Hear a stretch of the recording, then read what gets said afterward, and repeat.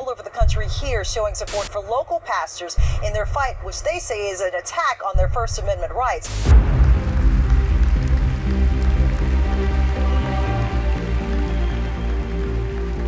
This is an opportunity for Christians across America to declare we intend to stand for Jesus Christ and to defend religious freedom here in America.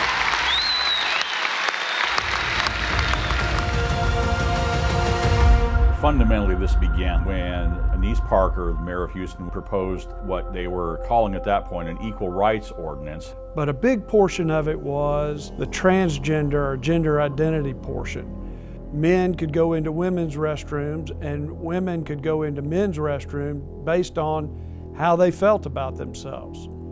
The imagery that I have in my mind is a grown man going into the restroom and a 6-year-old girl standing on side of her using the restroom. It's a threat to public safety.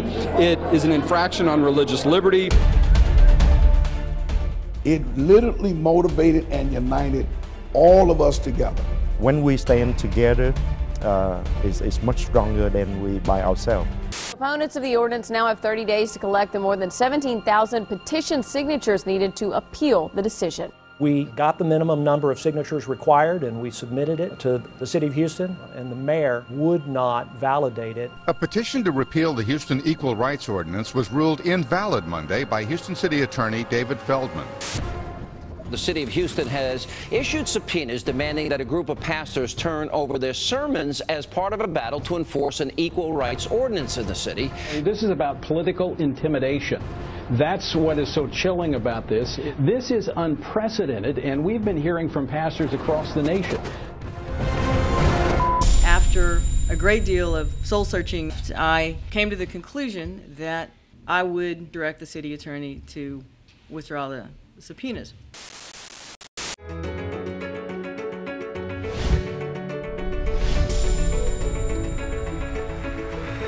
I stand here today that I may speak, preach, and teach on the issues that the Bible speaks about, and be not afraid to be subpoenaed.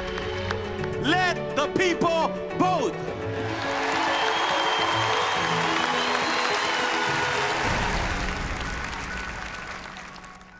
The Texas Supreme Court overruled the city and ordered the measure to go on the ballot so the people could vote. It's one of those moments in time that you stand up and say enough is enough is enough.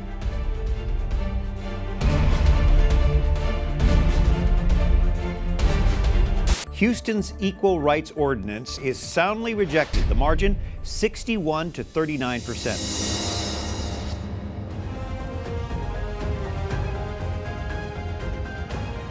The stakes couldn't even be higher than they are. We find ourselves on the side of persecution. If it can happen here, it can happen anywhere. It's time to put it to an end. If you have an issue in your city, in your state, stand up. Keep your people to stand. Make your voice heard. And whenever the time comes that you feel threatened, I'll say to every pastor, stand your ground. You know, if this starts in Houston, it could spread to other places. Members of the Business Coalition are supporting legislation that would guarantee equal rights in the workplace for lesbian, gay, bisexual, and transgender people. Students as young as kindergartners will be able to choose whether they would like to use the boys' or girls' restrooms. And this law would make it illegal for that private Christian business owner or that private Christian school from living out their values. That's what this is about, is making sure that as an individual, when you enter the marketplace, you don't have to leave your religious freedom behind. No matter what part of the country, there is nobody off the table right now that is not being assaulted by this agenda. And we have to come together. You have to organize at the local level, take your city seriously, and God has put you there for a reason. Step up. I want to tell every pastor, for a time such as this, they must speak out. They must rise up and they must stand strong.